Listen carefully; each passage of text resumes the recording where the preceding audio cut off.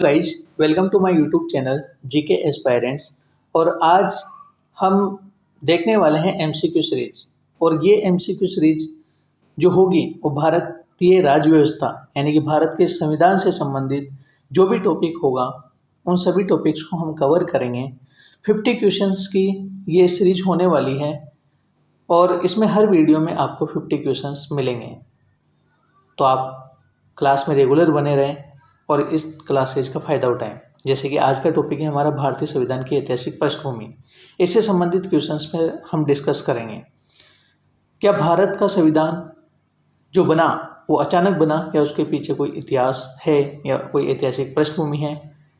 तो हम सभी जानते हैं कि भारत का जो संविधान बना उसमें ब्रिटिशर्स के द्वारा बनाए हुए जो एक्ट हैं, रूल्स हैं, उनका महत्वपूर्ण योगदान है। क्योंकि आप जानते हैं कि भारत शासन अधिनियम 1935 के लगभग 250 आर्टिकल्स यानी कि अनुच्छेद हमने कुछ न कुछ उसमें मॉडिफाई करके या डायरेक्ट हमने हमारे संविधान में शामिल किए हैं। और 1935 का संविधान एक ऐतिहासिक क्रम का क्या रहा है, परिणाम रहा है। तो ये शुरुआत होती है 1773 के रेगुलेटिंग एक्ट से। तो आइए 1773 के रेगुलेटिंग एक्ट से संबंधित जो क्वेश्चन है, महत्वपूर्ण क्वेश्चन है, जो आपकी हर एग्ज़ाम यानी कि सेंट्रल गवर्नमेंट हो या स्टेट गवर्नमेंट हो या कोई भी वनडे एग्ज़ाम हो, उनमें आने वाले महत्वपूर्ण क्वेश्चंस यहाँ पर आपको इस वीडियो में देखने वाले हैं। तो देखते हैं। पहला हमारा क्वेश्चन है कि 1773 का रेगुलेटिंग एक्ट किस ब्रिटिश प्रधानमंत्री के समय में पारित हुआ था? तो आप बताएं किस ब्रिटिश प्रधानमंत्री के समय में हुआ था। ऑप्शन ए है विलियम पिट, बी है लॉर्ड नॉर्थ, सी है रॉबर्ट वॉलपोल और डी है चार्ल्स कॉर्नवालिस। तो आप बताएं इसका आंसर क्या होगा। इसका आंसर है बी, लॉर्ड नॉर्थ। क्या है? लॉर्ड नॉर्थ के समय ये रेगुलेटिंग एक्ट पास हुआ। तो वो ऑप्शन बी इसका आंसर है ना, लॉर्ड नॉर्थ। भारत में जो ये एक्ट पारित हुआ, ईस्ट इंडिया कंपनी के कार्यों को ब्रिटिश संसद के नियंत्रण में लाने की ये पहली कोशिश थी। और लॉर्ड नॉर्थ के शासनकाल में कानून पारित हुआ, ये अपने डिस्कस किया ही है ना, जिससे कंपनी के प्रशासन पर निगरानी शुरू होने लगी। नेक्स्ट हमारा क्वेश्चन है कि 1773 के रेगुलेटिंग एक्ट के अनुसार बंगाल के पहले गवर्नर जनरल कौन बने? तो देखो, पहला ऑप्शन है option A Lord Dalhousie, B है लॉर्ड क्लाइव, सी है वॉरेन हेस्टिंग और डी है लॉर्ड डलहौजी। तो आप बताएं कि कौन पहले गवर्नर जनरल बने हमारे 1773 के रेगुलेटिंग एक्ट के माध्यम से? तो इसका आंसर होगा सी। क्या है? सी, वॉरेन हेस्टिंग। तो ये आप ध्यान रखेंगे, वॉरेन हेस्टिंग इसका आंसर है ना।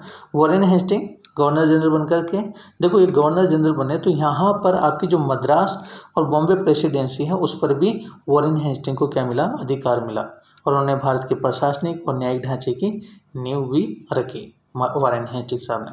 तो इसके बाद में हमारा नेक्स्ट क्वेश्चन बनता है इसी से संबंधित कि रेगुलेटिंग एक्ट जो है उसके अंतर्गत किस न्यायालय की स्थापना की गई? तो ऑप्शन ए है सुप्रीम कोर्ट कलकत्ता, बी है फौजदारी अदालत, सी है हाई कोर्ट दिल्ली, डी है कलेक्टेड कोर्ट। तो आप कोशिश करें कि बताएं कि किस न्यायालय की सबसे पहले स्थापना हुई। तो इसका आंसर क्या होगा? Option a supreme court. क्या होगा? Option a supreme court Calcutta, है ना। कलकत्ता में न्यायालय की स्थापना हुई सबसे पहले, आप ध्यान रखेंगे। तो ये पहला आपका सर्वोच्च न्यायालय था जिसकी स्थापना 1774 में हुई। इसमें एक तो क्या था, एक मुख्य न्यायाधीश था और 3 अन्य न्यायाधीश थे, है ना। इस प्रकार से कुल मिलाकर के 4 न्यायाधीश आपके हो जाते हैं। नेक्स्ट हमारा क्वेश्चन है कि सुप्रीम कोर्ट की स्थापना 1774 में कहाँ हुई? यह भी हमारा एक्सप्लेनेशन से क्लियर हो गया कि कहाँ हुई? कलकत्ता में हुई। ठीक है, तो ये तो हमारा क्लियर किए हैं। अच्छा, इसमें होता क्या था? इसमें होता ये था कि जो निर्णय थे वो ब्रिटिश नागरिकों और कंपनी के कर्मचारियों को न्याय देने के लिए इसको बनाया गया था। कोर्ट ऑफ किंग्स के बेंच के आधार पर इसको स्थापित किया गया था। ये एक महत्वपूर्ण जानकारी इसकी है। नेक्स्ट हमारा क्वेश्चन है कि रेगुलेटिंग एक्ट के अनुसार गवर्नर जनरल की सहायता के लिए कौन सी संस्था बनाई गई? तो आप देखें, बताएं। ऑप्शन ए है कैबिनेट, बी है कार्यकारी परिषद, सी है सचिव परिषद, डी है संसदीय समिति। तो आप बताएं इसका आंसर क्या है, सोचें। तो इसका आंसर है ऑप्शन बी। क्या है? ऑप्शन बी इसका आंसर है। कार्यकारी परिषद, कार्यकारी परिषद इसका क्या है? आंसर है। कार्यकारी परिषद बी इसका आंसर है। नेक्स्ट हमारा क्वेश्चन है, उससे पहले इसमें देखते हैं कि कार्यकारी परिषद में कितने लोग होते थे। तो इसमें 4 सदस्य होते थे और निर्णय बहुमत से लिए जाते थे। गवर्नर जनरल की परिषद की सलाह से गवर्नर बंदा रहता था। तो ये आप ध्यान रखेंगे, ये महत्वपूर्ण बातें इससे संबंधित। नेक्स्ट हमारा क्वेश्चन है कि 1773 के जो एक्ट है उसका मुख्य उद्देश्य क्या था। तो ऑप्शन ए है कृषि सुधार, बी है प्रशासनिक सुधार, सी है व्यापार विस्तार, डी है धार्मिक प्रचार। तो आप बताएं इसका आंसर क्या है? इसका आंसर है बी प्रशासनिक सुधार। तो आप ध्यान रखेंगे कि प्रशासनिक सुधार जो है 1773 का प्रमुख क्या था? उद्देश्य था। और प्रशासनिक सुधार में जैसे कि कंपनी के भ्रष्टाचार को रोकना और भारत में सुशासन लागू करना, इसके अलावा जो ईस्ट इंडिया कंपनी है उस पर सीधी निगरानी भी रखी जा सकती थी इसके माध्यम से। ठीक है। नेक्स्ट हमारा क्वेश्चन है कि रेगुलेटिंग एक्ट के तहत कंपनी के निदेशकों की संख्या कितनी थी, निर्धारित की गई थी। तो आप बताएं कितनी निर्धारित की गई थी। ऑप्शन ए है 24, ऑप्शन बी है 12, ऑप्शन सी है 8 और ऑप्शन डी है 15। तो निदेशकों की संख्या बताएंगे। तो निदेशकों की संख्या है 24। क्या है? 24 इसका आंसर होगा। नेक्स्ट हमारा जो क्वेश्चन है उससे पहले इसका देखते हैं एक्सप्लेनेशन क्या है कि 24 निदेशक किसमें भर्ती किए गए और उसमें से एक समिति को भारत संबंधी मामलों की विशेष जिम्मेदारी दी गई। ये हम ध्यान रखेंगे। नेक्स्ट हमारा क्वेश्चन है कि सुप्रीम कोर्ट में कितने जज नियुक्त किए गए, है ना। सुप्रीम कोर्ट में कितने जज नियुक्त किए गए। तो ये तो हमने देखा था कितने किए गए, 4 जज, है ना। 4 जज नियुक्त किए गए और एक मुख्य न्यायाधीश, 3 सहायक न्यायाधीश थे और कोलकाता में ब्रिटिश नागरिकों के लिए न्यायिक संस्था बनाई गई। नेक्स्ट हमारा क्वेश्चन है कि रेगुलेटिंग एक्ट 1773 द्वारा कौन सी प्रेसिडेंसी सर्वोच्च मानी गई। 3 प्रेसिडेंसीज थी, उनमें से सर्वोच्च कौन सी थी और 3 कौन सी प्रेसिडेंसी थी? मद्रास, बॉम्बे, कोलकाता। तो इनमें सर्वोच्च माना गया किसको बताओ? इसमें सर्वोच्च माना गया कलकत्ता को, है ना। कलकत्ता को सर्वोच्च प्रेसिडेंसी माना गया। इसका उद्देश्य क्या था? इसका उद्देश्य ये था प्रशासन को केंद्रीकृत करना, है ना। ये जो कलकत्ता प्रेसिडेंसी को नियंत्रण दिया गया अन्य प्रेसिडेंसी पे, उसका मतलब था कि आपको सेंट्रलाइज्ड करे आपके प्रशासन को। नेक्स्ट हमारा क्वेश्चन है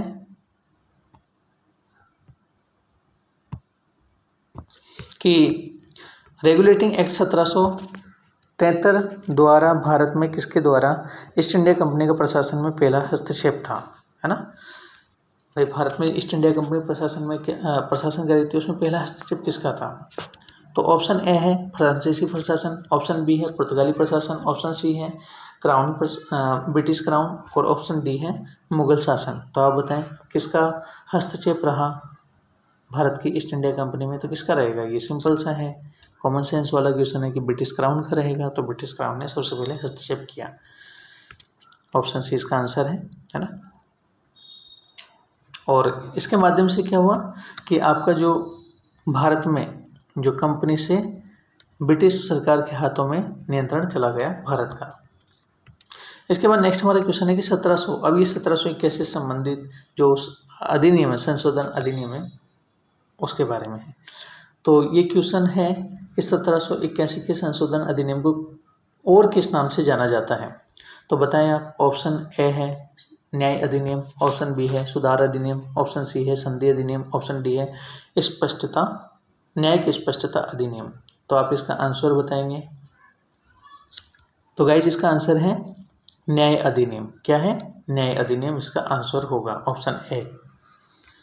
इसे हम क्या बोलते हैं? एक्ट ऑफ सेटलमेंट भी बोलते हैं। क्या बोलते हैं? एक्ट ऑफ सेटलमेंट भी इसको कहा जाता है। और इसका जो उद्देश्य था वो 1773 के रेगुलेटिंग एक्ट की न्यायिक जो विसंगतियाँ थी उसको स्पष्ट करता था। इसके अलावा इसका मुख्य उद्देश्य सुप्रीम कोर्ट और गवर्नर जनरल की न्यायिक परिषदीय शक्तियों को स्पष्ट करना भी था। ठीक। नेक्स्ट हमारा क्वेश्चन है कि 1781 के अधिनियम ने सुप्रीम कोर्ट की न्यायिक सीमा को किसके अनुसार सीमित किया? ऑप्शन ए है भारत की पूरी जनता, ऑप्शन बी है ब्रिटिश नागरिक, ऑप्शन सी है कंपनी के कर्मचारी, ऑप्शन सी है ब्रिटिश कंपनी के कर्मचारी और ब्रिटिश निवासी, और डी है किसान और व्यापारी। तो न्यायिक सीमा को किसके अनुसार सीमित किया गया? ऑप्शन 12 का जवाब देंगे आप। इसका जवाब है ऑप्शन सी, कंपनी के कर्मचारी और ब्रिटिश निवासी के अनुसार इसकी न्यायिक सीमा को सीमित किया गया। इसके बारे में थोड़ी सी जानकारी यह है कि जो आपका सुप्रीम कोर्ट है जो कलकत्ता में है, ब्रिटिश नागरिक और कर्मचारियों तक ही सीमित रहेगा और भारतीयों पर अनावश्यक कानूनी हस्तक्षेप की समस्या को इससे कम किया गया। नेक्स्ट हमारा क्वेश्चन है कि 1781 के अधिनियम का मुख्य उद्देश्य क्या था? बताएं आप। पहले वाले क्वेश्चन के अकॉर्डिंग इसका उत्तर हम दे सकते हैं। ऑप्शन ए है शिक्षा सुधार, ऑप्शन बी है व्यापार वृद्धि, ऑप्शन सी है न्यायिक भ्रम को दूर करना, ऑप्शन डी है कर संग्रह। तो इसका आंसर है न्यायिक भ्रम को दूर करना, है ना, ऑप्शन सी। नेक्स्ट हमारा मतलब न्यायिक भ्रम को दूर करने का मतलब क्या है, इसमें पहले तो ये समझेंगे कि देखो 1773 का जो रेगुलेटिंग एक्ट था उसके कारण सुप्रीम कोर्ट, है ना, और गवर्नर जनरल की परिषद जो थी उसमें के अधिकारों में टकराव हो रहा था। तो इस भ्रम को दूर करना था कि भाई शक्ति किसकी है ना, इसीलिए 1773 का अधिनियम आया। नेक्स्ट हमारा क्वेश्चन है कि 1781 के अधिनियम के अनुसार सुप्रीम कोर्ट किसके आदेशों का पालन नहीं करेगा? तो ऑप्शन ए है गवर्नर जनरल, ऑप्शन बी है ब्रिटिश संसद, ऑप्शन सी है परिषद और ऑप्शन डी है कलकत्ता के बाहर के भारतीय। तो आप इसका जवाब दें। इसका आंसर क्या होगा? इसका आंसर है डी, कलकत्ता के बाहर के भारतीयों के आदेशों का ये पालन नहीं करेगा, उनके मामले यहाँ पे नहीं देखे जाएंगे, है ना। तो कलकत्ता के बाहर के भारतीयों का ये वो नहीं करेगा क्योंकि जो ये सुप्रीम कोर्ट था इसकी जो शक्तियाँ थी केवल कलकत्ता नगर तक सीमित थी और ग्रामीण क्षेत्रों में अदालत के अनुचित हस्तक्षेप से इसको मुक्ति मिली, है ना, ग्रामीण क्षेत्रों को इसके हस्तक्षेप से मुक्ति मिली। नेक्स्ट हमारा क्वेश्चन है कि 1781 के अधिनियम ने भारतीयों को कौन सा विशेष अधिकार दिया? तो ऑप्शन ए है संसद में प्रतिनिधित्व का, बी कंपनी के मामलों में भागीदारी, ऑप्शन सी अपने धार्मिक और सामाजिक कानूनों के अनुसार जीवन जीने का अधिकार और ऑप्शन डी है सेना में भर्ती का अधिकार। तो आप बताएं इसका आंसर क्या होगा? इसका आंसर बताएं भाई। इसका आंसर होगा सी, है ना। क्या है? सी। सी में क्या है? अपने धार्मिक और सामाजिक कानूनों के अनुसार जीवन जीने का अधिकार। ठीक है, ये अधिकार हमको इसमें मिला।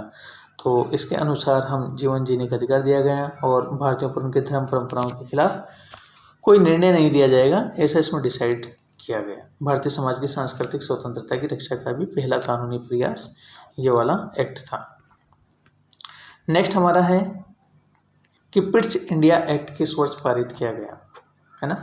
तो ऑप्शन ए है 1773, ऑप्शन बी है 1781, ऑप्शन सी है 1784, ऑप्शन डी है 1773। तो आप बताएं क्या इसका आंसर होगा? तो इसका आंसर है ऑप्शन सी 1784 में आपका पिट्स इंडिया एक्ट क्या हुआ? पारित हुआ। और ये जो एक्ट है ये ब्रिटिश प्रधानमंत्री विलियम पिट के नाम पर या उनके शासन में लाया गया इसका नाम, इसलिए इसका नाम पिट्स इंडिया एक्ट बना। और इसका उद्देश्य क्या था? कंपनी के शासन को ब्रिटिश सरकार के नियंत्रण में लाना।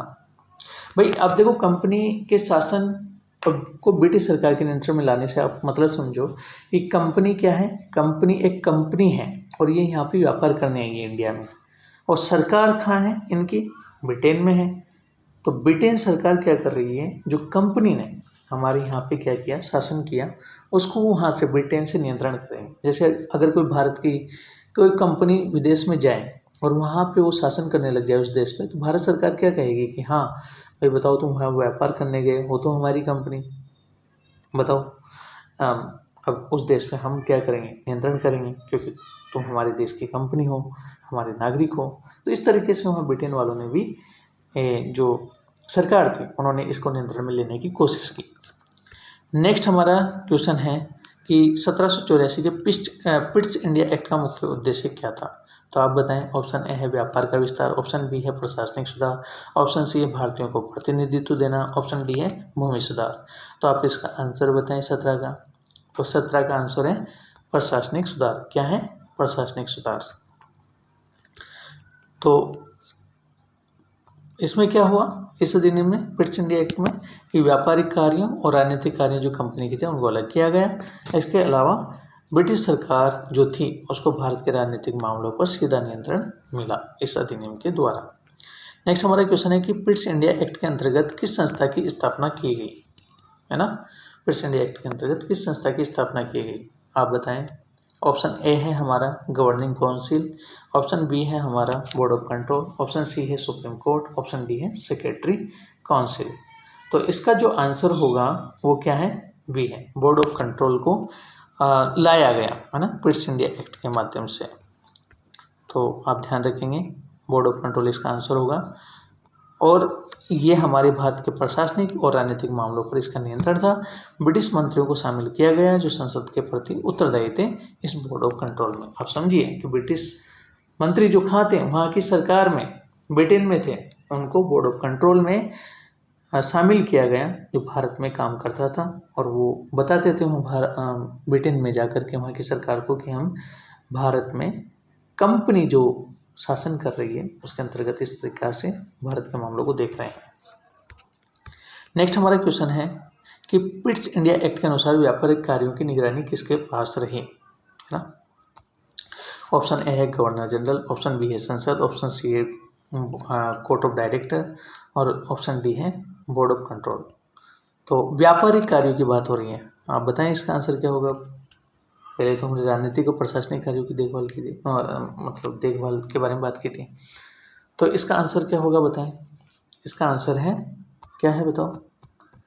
इसका आंसर है कोर्ट ऑफ डायरेक्टर्स, है ना, क्योंकि कंपनी को देखते हैं कोर्ट ऑफ डायरेक्टर्स। आप दोनों में ध्यान रखें कि जो court of board of control है वो राजनीतिक और प्रशासनिक मामलों को देखेंगे भारत में, और कोर्ट ऑफ डायरेक्टर्स हैं वो कंपनी के मामलों को देखेंगे, उनकी निगरानी करेंगे। ठीक है, तो कोर्ट ऑफ डायरेक्टर्स में जो ये इनको निदेशक मंडल हिंदी में कहा जाता था, उसके द्वारा कंपनी का व्यापार संचालित होता था, और राजनीतिक मामलों के लिए बोर्ड ऑफ कंट्रोल होता था। ये मैंने अंतर आपको पहले बताया था, अब क्लियर हो गया है। नेक्स्ट हमारा क्वेश्चन है कि पिट्स इंडिया एक्ट के तहत भारत में किसके पास सर्वोच्च राजनीतिक नियंत्रण था, है ना। तो ऑप्शन ए है ब्रिटिश गवर्नर, मतलब गवर्नर जनरल, ऑप्शन बी है ब्रिटिश संसद, ऑप्शन सी है ब्रिटिश क्राउन, ऑप्शन डी है कंपनी के निदेशक। तो आप ध्यान रखें कि सर्वोच्च राजनीतिक नियंत्रण की बात हो रही है। अब ये अभी भी हमने पहले देखा था, तो आप बताएं राजनीतिक नियंत्रण किसके पास होगा, कंपनी के पास होगा या कंपनी के पास होगा, या क्या नाम से 20 में आपका या ब्रिटिश क्राउन के, या मतलब जो ब्रिटेन में जो सरकार है, अंग्रेजी की सरकार, उसके अंतर्गत होगा। तो सर्वोच्च राजनीतिक नियंत्रण किसका था? क्राउन का, ब्रिटिश क्राउन का। अब आप कहेंगे ब्रिटिश संसद का है, ब्रिटिश संसद से आते थे मंत्री। अरे भाई एट लास्ट तो वो क्या थे, वहाँ के जो क्राउन है, मतलब जो वहाँ की महारानी है, उसके नियंत्रण में ही क्या कर रहे थे, कंपनी और संसद उनके नियंत्रण में थी, जैसे कि वो वहाँ के हेड थे। इस वजह से हम क्या बोलेंगे, इसका आंसर ब्रिटिश क्राउन। तो ब्रिटिश सरकार को ईस्ट इंडिया कंपनी के प्रशासन में सर्वोच्च अधिकार था, और भारत का कंपनी का शासन ब्रिटिश संसद के अधीन आ गया, है ना। तो संसद किसके अधीन थी? ब्रिटिश क्राउन के। नेक्स्ट हमारा क्वेश्चन है कि भारत के राजनीतिक मामलों को नियंत्रित करने के लिए कौन सी संस्था बनाई गई। तो इसका आंसर अभी हमको पता है क्या होगा। ऑप्शन ए गवर्नर जनरल की परिषद, option B court of directors, option C council of India, option D board of control. तो इसका आंसर बताएं, ये तो क्लियर हो गया होगा आंसर आपको। इसका आंसर है बोर्ड ऑफ कंट्रोल। क्या है? बोर्ड ऑफ कंट्रोल इसका आंसर होगा, है ना। इसका एक्सप्लेनेशन हम पहले देख चुके हैं। अब क्वेश्चन नंबर हमारा नेक्स्ट है 22वां, कि बोर्ड ऑफ कंट्रोल के कौन कौन सदस्य होते थे। ऑप्शन ए है ब्रिटिश न्यायाधीश, ऑप्शन बी है ब्रिटिश कंपनी अधिकारी, ऑप्शन सी है ब्रिटिश मंत्रियों की जो समिति होती थी वो, या फिर भारतीय प्रतिनिधि। तो आप बताएं कौन होते थे। तो इसका आंसर है सी। क्या है इसका आंसर? सी इसका आंसर होगा ब्रिटिश मंत्रियों की समिति। इस बोर्ड ऑफ कंट्रोल में ब्रिटिश मंत्रियों की जो समिति होती थी उसके सदस्य होते थे। तो इसमें 6 सदस्य होते थे बोर्ड में, है ना। एक चांसलर ऑफ एक्सचेकर होता था, ब्रिटिश सरकार की ओर से कंपनी के कार्यों की निगरानी करते थे ये लोग।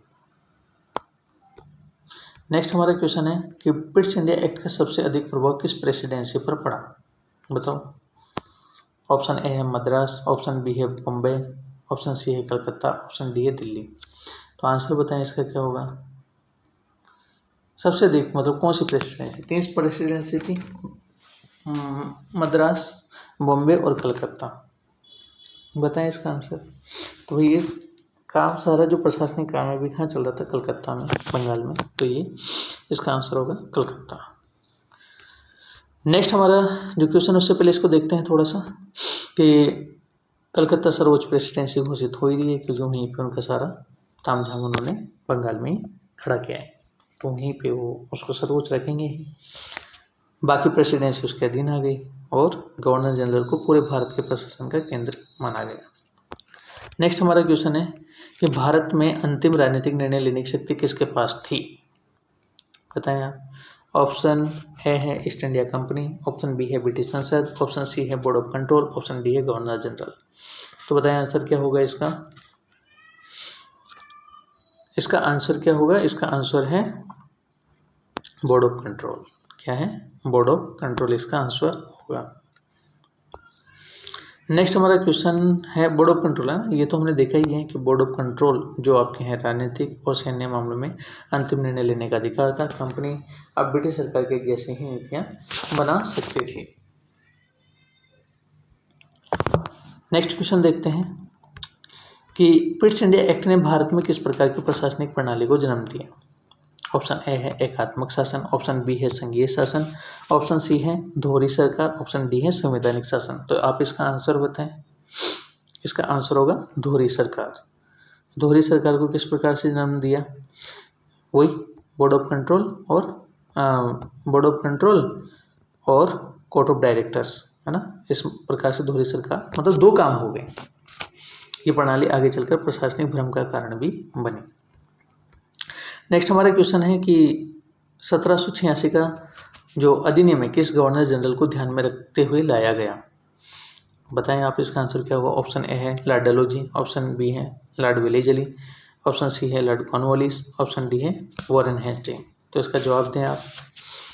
इसका आंसर होगा सी, लॉर्ड कॉर्नवालिस को ध्यान में रख करके इस अधिनियम को लाया गया।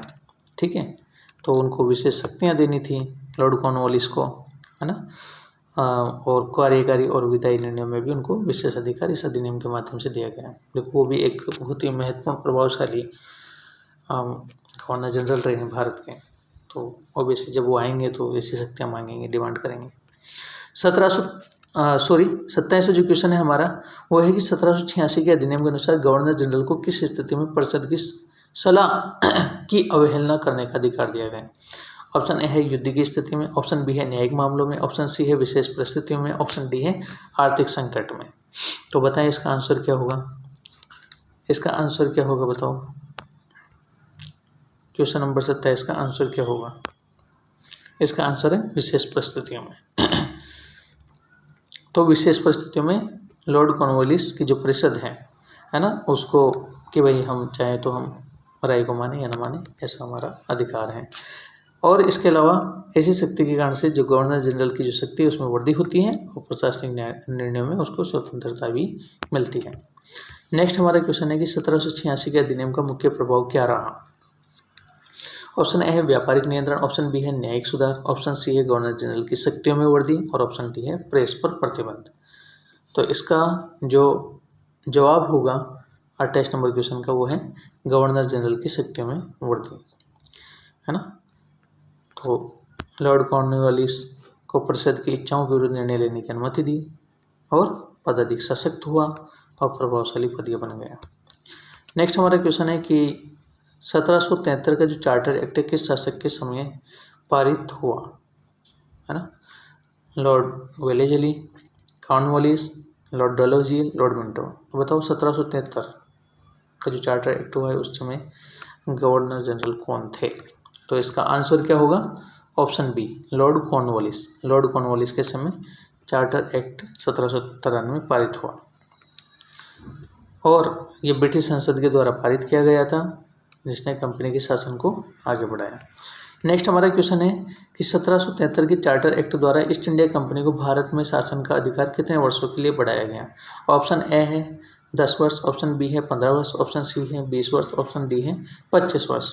तो इसका आंसर क्या होगा? 20 वर्ष। ऑप्शन सी इसका आंसर है ना। तो कंपनी का शासनकाल 20 वर्ष के लिए बढ़ा दिया गया 1793 से 1813 तक और इससे कंपनी के व्यापारिक एकाधिकार को बनाए रखा। अभी तक देखो कंपनी ही केवल भारत में व्यापार कर सकती है, मतलब ब्रिटेन के और व्यापारी यहाँ पे व्यापार नहीं कर सकते, केवल ईस्ट इंडिया कंपनी ही यहाँ पे व्यापार करेगी। इस अधिनियम से इस अधिकार को 20 साल के लिए और बढ़ा दिया गया। नेक्स्ट हमारा क्वेश्चन है कि 1773 के चार्टर एक्ट में गवर्नर जनरल को किस अधिकार के साथ सशक्त किया गया? ऑप्शन ए है युद्ध घोषित करने का, ऑप्शन बी है परिषद के बहुमत के विरुद्ध निर्णय लेने का, ऑप्शन सी है संसद में भाग लेने का, ऑप्शन डी है न्यायाधीश नियुक्त करने का। तो इसका आंसर क्या होगा बताएं? इसका आंसर है ऑप्शन बी, परिषद के बहुमत के विरुद्ध निर्णय लेने का अधिकार 1773 के चार्टर एक्ट के द्वारा गवर्नर जनरल को मिला और परिषद की जो राय थी उसके विरुद्ध निर्णय ले सकता था लॉर्ड कॉर्नवालिस, ये उसने पहले डिमांड कर दी थी। 1786 के अधिनियम के तहत ये व्यवस्था शुरू हुई थी और स्थायी रूप से अब इसे स्थापित कर दिया गया 1793 के चार्टर एक्ट द्वारा। नेक्स्ट हमारा क्वेश्चन है कि 1793 के अधिनियम में भारतीयों को किस पद से वंचित किया गया? ऑप्शन ए सैन्य पद, ऑप्शन बी है न्यायिक पद, ऑप्शन सी है कंपनी का उच्च प्रशासनिक पद, ऑप्शन डी है जमींदार। तो आप इसका आंसर बताएं, क्या है इसका आंसर? इसका आंसर है कंपनी का उच्च प्रशासनिक पद। ये हम ध्यान रखेंगे, इसके माध्यम से हमें वंचित किया गया है ना, क्योंकि भारतीयों को कंपनी ने कहा कि हम आपको उच्च पदों पर नियुक्त नहीं करेंगे और इससे प्रशासनिक सेवाओं में भारतीयों के जो अवसर थे वो क्या हो गए? सीमित हो गए। नेक्स्ट हमारा क्वेश्चन है कि 1773 ये चार्टर एक्ट 1793 के तहत न्यायिक अधिकारियों के वेतन का भुगतान कौन करता था? इंपॉर्टेंट क्वेश्चन है, आप बताएं। ऑप्शन ए ब्रिटिश सरकार, ऑप्शन बी है governor general, option C East India Company, option D है भारत की जनता। तो बताएं इसका आंसर क्या होगा? 33 का क्वेश्चन नंबर 33 का जो आंसर है वो सी होगा, ईस्ट इंडिया कंपनी। यही न्यायिक अधिकारियों का वेतन क्या करेगी? देगी। तो इसके द्वारा क्या हो गया? भारत के राजस्व से क्या जाने लगा? पैसा जाने लगा और भारतीयों पर इसका बोझ बढ़ा। किसका? ब्रिटिश शासन के खर्च का। नेक्स्ट हमारा क्वेश्चन है कि चार्टर एक्ट 1773 के तहत ईस्ट इंडिया कंपनी को किस पर व्यापारिक अधिकार प्राप्त था? ऑप्शन ए अमेरिका के साथ व्यापार, ऑप्शन बी यूरोप के साथ व्यापार, ऑप्शन सी भारत और चीन के साथ व्यापार और ऑप्शन डी अफ्रीका के साथ व्यापार। तो इसका आंसर बताएं आप 34 का आंसर है भारत और चीन के साथ व्यापार। इस पर कंपनी को क्या था? एक अधिकार था। ठीक है, और इस 1793 का जो अधिनियम था उसे 20 वर्षों के लिए इस एकाधिकार को और बढ़ा दिया गया। ब्रिटिश अधिकारियों को इन क्षेत्रों में व्यापार करने की अनुमति नहीं थी। अन्य ब्रिटिश व्यापारियों को, ध्यान रखें, अन्य ब्रिटिश व्यापारियों को इन क्षेत्रों में व्यापार करने की अनुमति नहीं थी, केवल ईस्ट इंडिया कंपनी ही व्यापार कर सकती थी भारत और चीन में। नेक्स्ट हमारा क्वेश्चन है कि किस चार्टर एक्ट ने पहली बार ईस्ट इंडिया कंपनी के व्यापारिक अधिकार को आंशिक रूप से समाप्त किया? मतलब ईस्ट इंडिया कंपनी के व्यापारिक जो अधिकार थे उसको समाप्त किया, वो कौन सा एक्ट था? Option A charter act 1793, option B है चार्टर एक्ट 1813, ऑप्शन सी है चार्टर एक्ट 1833, ऑप्शन डी है ब्रिटिश इंडिया एक्ट 1784। तो आप इसका जवाब दें। 35 का क्वेश्चन नंबर 35 का जवाब होगा चार्टर एक्ट 1813। इसके माध्यम से क्या हुआ कि कंपनी का जो व्यापारिक अधिकार है उसे आंशिक रूप से समाप्त किया गया। ठीक है, हालांकि चीन के साथ जो व्यापार था उस पर कंपनी का एकाधिकार 20 वर्षों तक और बना रहा कि भाई हाँ, चीन के साथ जो व्यापार करेंगे उस पर कंपनी का क्या रहेगा? एकाधिकार रहेगा। नेक्स्ट हमारा क्वेश्चन है 36 कि चार्टर एक्ट 1833 का कंपनी के व्यापारिक अधिकारों पर क्या प्रभाव पड़ा? क्या कंपनी का व्यापार बढ़ा, व्यापार को नियंत्रित किया, व्यापारिक अधिकार पूरी तरीके से समाप्त कर दिया, या कंपनी को कर मुक्त किया। तो बताएं 36 का आंसर क्या होगा। अब हम बात करें चार्टर एक्ट 1837 की, तो इसको ध्यान रखें, इसका जवाब क्या है। तो इसका जवाब है व्यापारिक एकाधिकार पूरी तरीके से समाप्त कर दिया गया। इसका मतलब क्या है कि ईस्ट इंडिया कंपनी एक जो व्यावसायिक संस्था के रूप में थी उसे समाप्त कर दिया गया है। मतलब अब कोई भी जो आपके व्यापारी हैं ब्रिटिश से आने वाले, वो भारत में क्या कर सकते हैं, व्यापार कर सकते हैं। और कंपनी को केवल क्या बना दिया गया है इस अधिनियम के माध्यम से, केवल प्रशासनिक संस्था जो भारत में प्रशासन करेगी। नेक्स्ट हमारा क्वेश्चन है कि चार्टर एक्ट 1813 का मुख्य किस उद्देश्य से इसको पारित किया गया। ऑप्शन ए है भारतीयों को मताधिकार देना, बी है कंपनियों का व्यापार समाप्त करना, सी है कंपनी का शासन 20 वर्षों और बढ़ाना, और डी है न्यायपालिका की स्थापना। तो इसका आंसर है कंपनी का शासन 20 वर्ष और बढ़ाना। ध्यान रखें 1813 में कंपनी का 20 वर्षों के लिए बढ़ा, और बाद में हमने पढ़ा भी कि 1833 में इसको समाप्त कर दिया गया, वो प्रशासनिक संस्था बन गई। नेक्स्ट हमारा क्वेश्चन है कि चार्टर एक्ट 1813 के अनुसार कंपनी का व्यापारिक अधिकार किस क्षेत्र में समाप्त किया गया।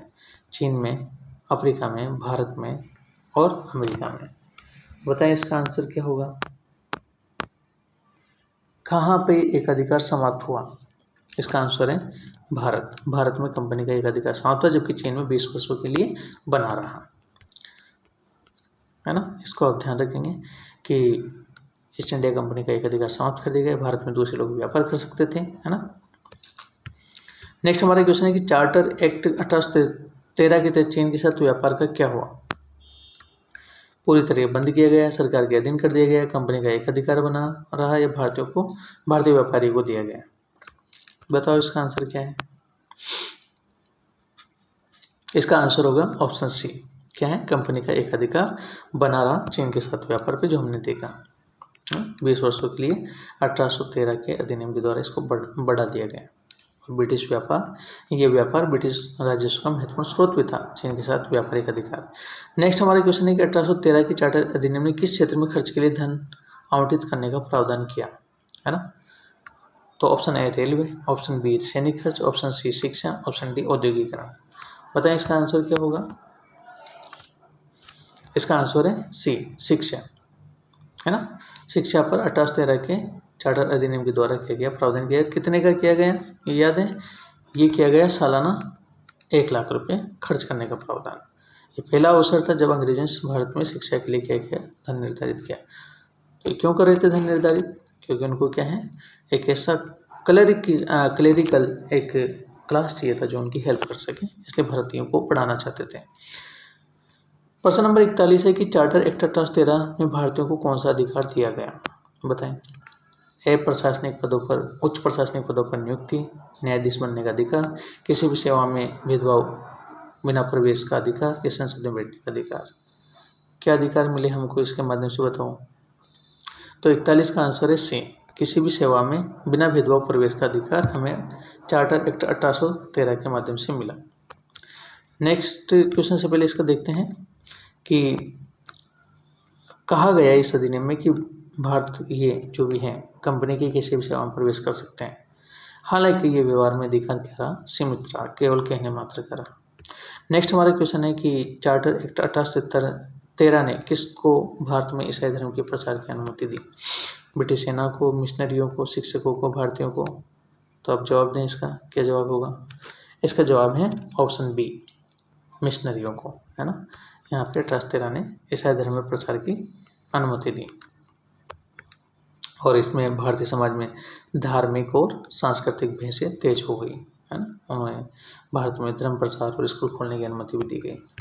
नेक्स्ट हमारा जो क्वेश्चन है वो है कि 1813 का जो चार्टर एक्ट है के अनुसार के लिए निधि कौन देगा, मतलब पैसा कौन देगा।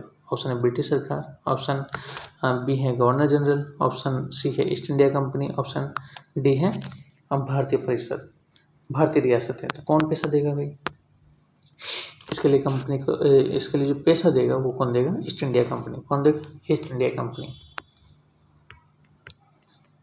और कितना देगा ये हमने पहले डिस्कस किया है, 1 लाख शिक्षा पर, है ना, देगा। प्राथमिक शिक्षा और संस्कृत भाषा अध्ययन में इस पैसे का प्रयोग किया जाएगा। ठीक, तो हम ध्यान रखेंगे।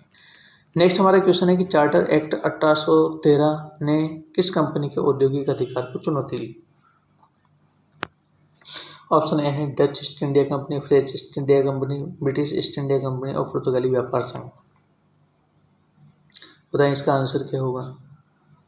आप समझेंगे यार कोई विदेशी कंपनी को दिया होगा, लेकिन ऐसा नहीं है। इसका आंसर है ब्रिटिश ईस्ट इंडिया कंपनी, यानी कि ऑप्शन सी इसका आंसर होगा। देखो चार्टर एक्ट कहाँ से बनते हैं? ब्रिटिश संसद से। और ब्रिटिश संसद क्या जा रही है कि भाई कंपनी तो शासन करें, लेकिन भारत में जो नियंत्रण है, जो ईस्ट इंडिया कंपनी कर रही है, वो शासन का नियंत्रण हमारे हाथों में आ जाए, तो कंपनी क्या करे? व्यापार करें। तो ऐसा एक चल रहा है इनके बीच में।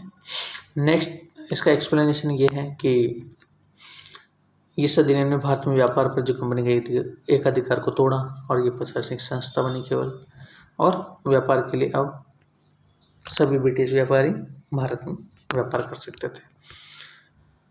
अन्य जो नेक्स्ट हमारा क्वेश्चन है कि 1813 के अधिनियम के अनुसार भारतीय व्यापारियों में कौन शामिल हो सकता था? केवल कंपनी अधिकारी, बी ब्रिटिश व्यापारी, सी केवल सेना, डी केवल मिशनरी। बताओ इसका आंसर क्या होगा?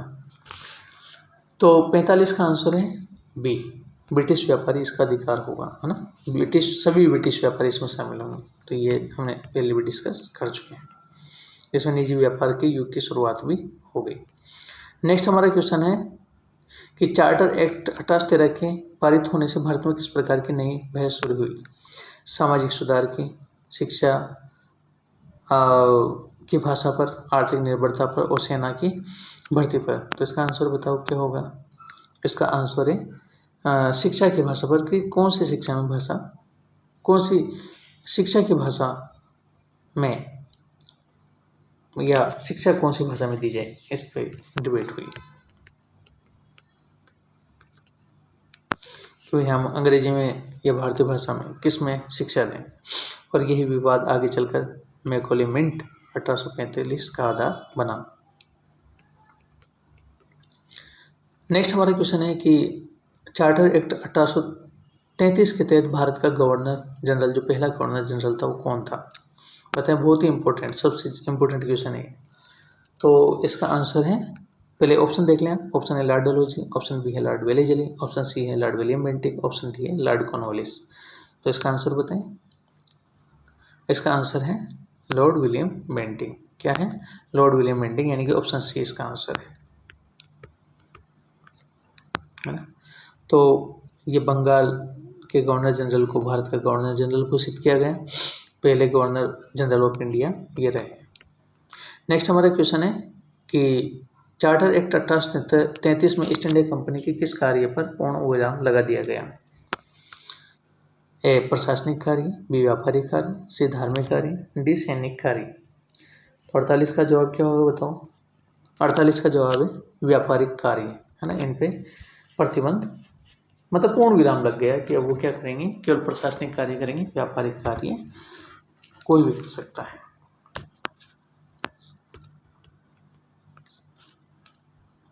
हाँ, इस अधिनियम के बाद ईस्ट इंडिया कंपनी पूरी तरीके से व्यापार से बाहर हो गई और केवल क्या बन गई? प्रशासनिक इकाई बन गई 1873 के चार्टर एक्ट के बाद में। नेक्स्ट हमारा क्वेश्चन है कि 1873 के चार्टर एक्ट के अनुसार भारत में किस संस्था की स्थापना प्रस्तावित की गई? बताएं। ऑप्शन ए है भारतीय संसद, ऑप्शन बी सर्वोच्च न्यायालय, ऑप्शन सी है भारतीय विधि आयोग, ऑप्शन डी है लोक सेवा आयोग। इसका आंसर क्या होगा बताएं? इसका आंसर है भारतीय विधि आयोग, है ना। लॉ कमीशन आपका 1873 के चार्टर एक्ट के माध्यम से आया, और लॉर्ड मैकाले ने इसकी अध्यक्षता की। प्रथम विधि आयोग की ये गठन किया गया। भारतीय कानूनों को संहिताबद्ध करने का कार्य भी इसमें हुआ। नेक्स्ट हमारा क्वेश्चन है, और आज का ये हमारा इस वीडियो का लास्ट क्वेश्चन है कि चार्टर एक्ट 1833 का मुख्य उद्देश्य क्या था? बताओ क्या था? ऑप्शन ए है भारतीय शिक्षा में सुधार, ऑप्शन बी है भारत में नया प्रणाली लागू करना, ऑप्शन सी है प्रशासनिक केंद्रीकरण, ऑप्शन डी है धार्मिक स्वतंत्रता देना। तो बताओ इसका जवाब क्या होगा? 50 का जवाब क्या होगा? प्रशासनिक केंद्रीकरण, है ना। 1833 का जो चार्टर एक्ट है उसका उद्देश्य क्या है? प्रशासनिक केंद्रीकरण, है ना। 1873 का जो चार्टर अधिनियम है उसमें जो गवर्नर जनरल हैं लॉर्ड विलियम बेंटिंक जो बने, उनको पूरे भारत पर विधायी अधिकार, मतलब पूरे भारत पर नियम बना सकते हैं, और बॉम्बे और मद्रास की जो विधान शक्तियाँ थी वो समाप्त कर दी गई। तो ये हमारे 50 क्वेश्चंस थे जो इम्पोर्टेंट हैं, इनसे क्वेश्चन आते हैं। इस तरीके की आगे हमारी जो क्लासेज हैं वो आती रहेंगी, और हम इसके बाद में देखो 1833 का ये चार्टर एक्ट से संबंधित क्वेश्चन है, कुछ क्वेश्चन और बाकी नेक्स्ट वीडियो में हम देखेंगे। और इस तरीके से बढ़ते हुए हम सारे टॉपिक्स को जो हैं वो क्या करने वाले हैं? कवर करने वाले हैं। तो बने रहें वीडियो में, और अगर आप नए हैं तो चैनल को सब्सक्राइब करें, लाइक करें, शेयर करें, और आने वाली वीडियोज़ के लिए भी आप बने रहें। इस तरीके से आप अपनी जीके को बूस्ट कर सकते हैं, इसका फ़ायदा ले सकेंगे, हर एग्ज़ाम में काम आते हैं। तो बने रहें। Thank you so much.